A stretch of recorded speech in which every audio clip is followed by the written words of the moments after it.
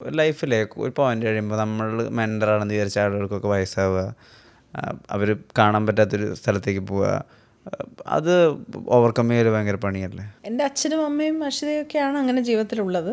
അച്ഛൻ്റെ ഒരു ഇളയ സിസ്റ്ററുണ്ട്, ഉഷ എന്ന് പറഞ്ഞു. കുറച്ച് ആൾക്കാരുണ്ട് അങ്ങനെ ലൈഫിൽ. പക്ഷേ ഇവരൊക്കെ തന്നെ നമ്മളെ എങ്ങനെ പ്രിപ്പയർ ചെയ്തിട്ടാണ് പോയത്. ഞാനിങ്ങനെ അച്ഛനൊക്കെ ഞാൻ ചോദിക്കുമായിരുന്നു, അച്ഛനില്ലാതെ ഞാൻ എങ്ങനെ ജീവിക്കും. പക്ഷെ അവരുടെയൊക്കെ എന്തൊക്കെയോ ഉത്തരങ്ങളും അവർ പറയുന്ന രീതികളും ഒക്കെ കൊണ്ട് നമ്മളത് ഓവർകം ചെയ്യാൻ എനിക്ക് പ്രയാസമായിരുന്നു കേട്ടോ. അതൊരു എന്തെങ്കിലും ഒരു കാര്യം അവരിൽ നിന്ന് ഉപദേശം ചോദിക്കാൻ വേണ്ടിയോ ഒന്നുമല്ല. പക്ഷെ അവരുടെ പ്രസൻസ് ഇല്ലാതെ വലിയ പ്രശ്നമായിരുന്നു എനിക്ക്, ഇപ്പോഴും ആണ്. അങ്ങനെ ഓവർകം ചെയ്യില്ല നമ്മളത് വെച്ചിട്ട് അങ്ങ് മുന്നോട്ട് പോവുള്ളൂ. അത് അവരുടെ അടുത്ത് പോയി എന്തെങ്കിലും ഒരു കാര്യം വരുമ്പോൾ അവരോട് എന്താണ് സംഭവം, അവരുടെ കൊണ്ട് ഒരു ഉപദേശം ചോദിക്കുക, അങ്ങനെ ഒരു മെറ്റീരിയൽ വോണ്ട്സ് ഒന്നുമില്ല, അതിനകത്തൊരാവശ്യമില്ല. നമ്മളതൊക്കെ പഠിക്കും. പക്ഷേ നമ്മളൊരു സ്കൂളിൽ, നമ്മളൊരു കോളേജിൽ നമ്മൾ കയറിയപ്പോൾ തൊട്ട് കാണുന്ന ഒരു വലിയ ആൽമരം, നമ്മളവിടെ ഇങ്ങനെ സമാധാനം ഇട്ടിരുന്നുണ്ട്. ആൽമരം ഇല്ലെങ്കിൽ അത് നമുക്ക് അങ്ങോട്ട് നോക്കാൻ പറ്റാത്തൊരു സ്ഥലം വരുമല്ലോ. അത് ജീവിതത്തിലെ ആൽമരമായി മാറുമ്പോഴോ അല്ലേ, നമുക്ക് അത് അത്രയും ബ്യൂട്ടിഫുൾ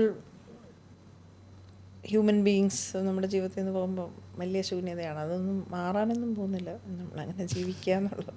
പിന്നെ അവർ പകർന്നു തന്നിട്ടുള്ള ഒരുപാട് പാഠങ്ങളുണ്ട്. സ്നേഹിക്കാനുള്ള പാഠങ്ങൾ, ആഹാരം കൊടുക്കാനുള്ള പാഠങ്ങൾ, മറ്റുള്ളവരെ കരുതാനുള്ള പാഠങ്ങൾ, അതൊക്കെ നമ്മുടെ ജീവിതത്തിൽ സ്വാംശീകരിച്ച് അവരെ നമ്മൾ നമ്മുടെ ഉള്ളിലാക്കും, വേറെ ഫോമിൽ.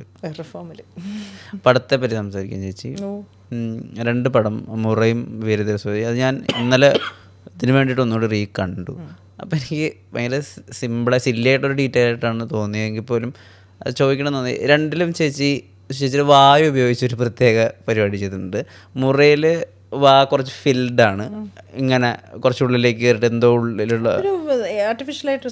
വെച്ചിട്ടാണ്, അങ്ങനെയാണ് വായിരിക്കുന്നത്. വീരധീരസൂര്യയിൽ എന്താ വെച്ചാൽ ചേച്ചിയുടെ കുറേ സമയം ചേച്ചി അറിഞ്ഞുകൊണ്ട് ചെയ്താണെന്നറിയില്ല, തമിഴ് സ്ത്രീകൾക്ക് എപ്പോഴും ആശ്ചര്യവും പേടിയൊക്കെ ഉണ്ടാകുമ്പോൾ അവരെപ്പോഴും ഇങ്ങനെ പൊളിക്കും അങ്ങനെ ആക്കിയിട്ട്. അങ്ങനെ കുറേ സീക്വൻസ് ഉണ്ട് അതിനകത്ത്. അത് ബോധപൂർവം ചെയ്താണോന്ന് എനിക്കറിയില്ല. ഇപ്പോൾ ഊണുമേശയിൽ കഴിച്ചുകൊണ്ടിരിക്കുന്ന സമയത്ത് നിങ്ങൾ 2 പേരാണല്ലോ, അതായത് പെരിയവരും അമ്മയ്ക്കാണല്ലോ ഊണുമേശയിൽ നിന്ന് കഴിക്കാൻ പറ്റുന്നത്, ബാക്കി എല്ലാവരും നേരത്താണല്ലോ ഇരിക്കുന്നത്. അപ്പോൾ അവിടെ ഒരു പ്രധാനപ്പെട്ട സംഭവം നടന്നുകൊണ്ടിരിക്കുമ്പോൾ നമുക്കൊന്ന് ഫുള്ള് ചേച്ചിയുടെ മുഖത്താണല്ലോ ഉള്ളത്. അപ്പോൾ ഫുൾ പടം എൻ്റെ ചെയ്യുമ്പോഴും ചേച്ചി തുറന്നിട്ടായിരിക്കണേ. പടം എൻ്റെ ചെയ്യണത് ചേച്ചിയുടെ ഷോട്ടില്ല, അപ്പോഴും ചേച്ചി തുറന്ന് കളഞ്ഞുകൊണ്ടിരിക്കുക. ബോധപൂർവമല്ല, സംഭവിച്ചു പോയി. ഇപ്പോൾ വീരധീരസൂര്യയിൽ കുറേ സ്ഥലത്ത് ഗാന്ധാരി പോലെ തോന്നി. ഗാന്ധാരി ഫസ്റ്റ് ഐഡിയ അവരവർക്ക് കൊടുത്ത പോലെ ഫസ്റ്റ് കാളിനെ വിളിക്കാന്നുള്ള ഐഡിയ കൊടുക്കണത് അവരല്ലേ. അവർ ഏറ്റവും യുദ്ധം ഫുൾ കഴിഞ്ഞിട്ട് ഇങ്ങനെ കിടന്ന് കരയുന്നതും അവരാ. ചേച്ചിക്ക് അങ്ങനെ ഒരു ഐഡിയ ഉണ്ടായിരുന്നോ? ഇപ്പൊ വിഷ്ണു പറയുമ്പോഴാണ് ആ കണക്ഷൻ എനിക്ക് കിട്ടുന്നത്. ഞാൻ അങ്ങനെ ആലോചിച്ചിരുന്നില്ല. പെരിയവരുടെ ഫാമിലിയിൽ എന്നെ സംബന്ധിച്ച് ശരിയാണ് ഈ പറയുന്ന സമയത്ത് ഈ കർണനും ദുര്യോധനും ഒരു വീട്ടിലാണ്. പക്ഷെ ഈ വ്യത്യാസമുണ്ട്, കർണനെ വളർത്തിയതും ഗാന്ധാരി തന്നെയാണ്, വളർത്തിയതുമാണ്. പക്ഷേ ഒരു പോയിന്റ് കഴിഞ്ഞപ്പോഴത്തേക്ക് എന്താണ് കാരണം എന്നറിയാതെ അവൻ എൻ്റെ ലൈഫിൽ നിന്ന് പോയി. അച്ഛനും മകനും ഒക്കെ അറിയാം, എനിക്കറിയില്ല കാളി എന്തിനാ പോയെന്ന്. ഒരു പക്ഷേ അറിയാമായിരിക്കും, ഡീറ്റെയിൽഡായിട്ട് അറിയില്ല. അപ്പോൾ കാളി എനിക്കെന്നും എൻ്റെ രക്ഷയാണ്. ഞങ്ങളായിരുന്നു കൂട്ട് കല്യാണം വരെ. കല്യാണത്തിന് മുകളിൽ വരെ ഞാൻ നോക്കിക്കോളാം, നീ കല്യാണം കഴിക്കാം, അങ്ങനെയൊന്നും പോകില്ല എന്നൊക്കെയാണ് ഞാൻ പറയുന്നത്. അത്രയും സൗഹൃദം ഉണ്ടായിരുന്നതാണ്. പക്ഷെ പിന്നീട് അങ്ങനെ ഒരു അകലം. പക്ഷെ അപ്പോഴും എനിക്ക് എൻ്റെ മനസ്സിൽ ഈ അമിതമായ വാത്സല്യം മകനോടും സ്വന്തം കുടുംബത്തിനോടുമുള്ള സ്ത്രീ തന്നെയാണ്. സത്യത്തിൽ ആ സ്ക്രിപ്റ്റിൽ ആദ്യം ഞാൻ പിന്നെ അവനെ കൊല്ലുന്നൊക്കെ പറയുന്ന ഡയലോഗ് ഉണ്ടായിരുന്നു എൻ്റെ ക്യാരക്ടർ. പക്ഷെ പിന്നീട് അപ്പൊ എൻ്റെ ക്യാരക്ടർ ഒരു ദിവസം നോക്കിയപ്പോൾ സ്ക്രിപ്റ്റ് മാറി വന്നു. അപ്പോൾ ഞാൻ ചോദിച്ചു എൻ്റെ ഡയലോഗ് എവിടെയാ, കൊല്ലെന്ന് പറഞ്ഞ എൻ്റെ ഡയലോഗ് എവിടെയെന്ന് ചോദിച്ചപ്പോൾ സാറ് പറഞ്ഞു വേണ്ടാന്ന്, ഞാനങ്ങനെ പറയണ്ടെന്ന് പറഞ്ഞു അരുൺ സാർ അങ്ങനെ പറഞ്ഞു എന്ന് പറഞ്ഞു. എൻ്റെ ഡയലോഗ് മാറ്റി, അത് വേണ്ടെന്ന്. ആ ക്യാരക്ടർ അവരത് പറയില്ല എന്നാണ് എനിക്ക് തോന്നുന്നതെന്ന് പറഞ്ഞു. ഞാൻ ചോദിച്ചു സാർ അത് വേണ്ട, അത് നിങ്ങൾ പറയില്ല. ഏറ്റവും മുഖം ഇങ്ങനെ വികൃതമാക്കിയിട്ട് കുറേ കരച്ചിൽ, ഇത്രയധികം കരഞ്ഞിട്ടില്ലല്ലോ? ഇല്ല, കരഞ്ഞ് തൊണ്ടൊക്കെ ഒരു വഴിക്കല്ലേ, കരഞ്ഞ് അതോ ഒരു എനർജി ലൂസാവാനേ പറ്റില്ല. അപ്പം സാറ് ഇങ്ങനെ വരും, എന്നാച്ച് ரொம்ப என்னாச்சு ரொம்ப லோ ஆயிடுச்சு என்னாச்சு അപ്പം ഇല്ല സാർ അവർ തമിഴ് ഒരു കൾച്ചർ അങ്ങനെയല്ലേ ഇങ്ങനെ നെഞ്ചത്തടിച്ചടിച്ചടിച്ചടിച്ച് കരയും. അങ്ങനെ ഒരു ഫാമിലിയാണല്ലോ അവർ. ഇയാൾ ചോദിക്കുന്ന ഒരു ഡയലോഗ് ഉണ്ടല്ലോ, മാനമാവത് മൈര വെച്ച് പുള്ള ഉസിരടി എന്ന് പറയുന്ന, അതാണ് നമ്മളുടെ ഒരു ഇമോഷൻ. നമ്മളെ സംബന്ധിച്ച് കണ്ണൻ എന്ന് പറയുന്നത് നമ്മുടെ എല്ലാമാണ്. അവൻ്റെ ഒരു രാത്രിയാണ് നടക്കുന്നത്. അതുപോലെ ഒരുപാട് നാളത്തെ കരഞ്ഞു തീർക്കാനുള്ള ഒന്നും കിട്ടിയിട്ടില്ല. കൊച്ചു മരിച്ചെന്നറിയുന്നതും രാവിലെ ആവുന്ന സമയത്തിനകത്ത് സിനിമ തീരുവാണ്. അപ്പം അത്രയും കാര്യം. വിക്രമിനോടുള്ള ചില നോട്ടങ്ങളൊക്കെ ഉണ്ടല്ലോ, കല്യാണ വീട്ടിനകത്ത് വെച്ചിട്ട്. അത് കഴിഞ്ഞിട്ട് ഏറ്റവും അവസാനമുള്ള നോട്ടവും, അതായത് നീ ഇങ്ങനെ ചെയ്തല്ലോ. അപ്പോൾ അയാൾ പറയുന്നുണ്ട് എനിക്ക് വേറെ വഴിയില്ല, എൻ്റെ കുടുംബത്തെ എനിക്ക് നോക്കണ്ടേ എന്നുള്ളത്. കുടുംബമാണ് ആകെ. എനിക്ക് തോന്നുന്നു വിക്രം അവരോട് മാത്രമാണ് ഒരു പ്രോപ്പർ മാപ്പ് പറയുന്നതും. നോട്ടം ഇങ്ങനെ വേണം, ഇങ്ങനെ നോക്കണം ഒന്നുമില്ല, ഒന്നും പറഞ്ഞിട്ടില്ല. ഞാൻ എന്നെ സംബന്ധിച്ച് അവനോട് കിടക്കുമ്പോൾ ഞാൻ ചെന്ന് ചോദിക്കുന്നുണ്ട്, എടാ പറയ്, അവർ അടിക്കുമ്പോൾ പറയാം, നീ പറഞ്ഞ് എവിടെയാന്ന് പറ, കണ്ണൻ ബോഡി എവിടെയാന്ന് പറ, നീ പറഞ്ഞു തൊലക്കിയെന്ന് പറയുന്ന ഒരു സാധനമുണ്ട് അവിടെ അടിച്ചോണ്ടിരിക്കുമ്പോഴേ.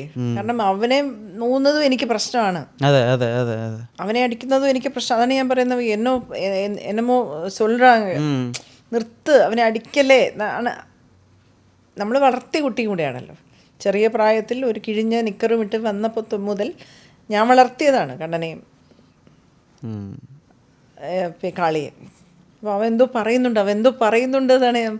അവനെ അടിക്കുന്നതും എനിക്ക് കാണാൻ വിഷമമാണ്. ഈ കരച്ചില്ലാത്ത അതുമുണ്ട്. ഒരാൾ പോയി, വേറൊരാളെ അവർ കൊല്ലുവാണ്.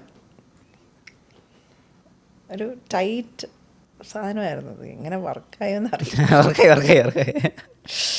കോൺവെർസേഷൻസ് ചെയ്യാൻ വിക്രം എന്തിനെ പറ്റിയായിരുന്നു? നീ എൻ സർഗ സംഗീതമേ, ഫുൾ പാട്ട്, മലയാളം പാട്ടുകളുടെ എല്ലാ പാട്ടും വരിയും എല്ലാം അറിയാവുന്നതാണ്.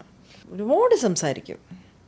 സിനിമ സെറ്റിൽ ഫൈറ്റിലെ പയ്യന്മാരൊക്കെ അവിടെ കിടക്കുമല്ലോ, ഫൈറ്റേഴ്സൊക്കെ. നമ്മൾ ആരെങ്കിലും ഒരാളെ കുറിച്ച് പറഞ്ഞു കഴിഞ്ഞാൽ അവരുടെ ഹിസ്റ്ററി മുഴുവൻ പറയും.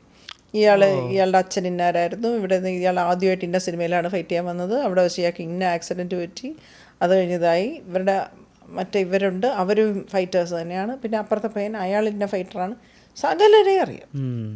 എന്തെങ്കിലും നമ്മൾ ചോദിച്ചാലേ എന്ത് കാര്യത്തിനെക്കുറിച്ചും ഭയങ്കര ഇൻഡെപ്ത് ആയിട്ട് നോളജുള്ള ഒരു ആളാണ്.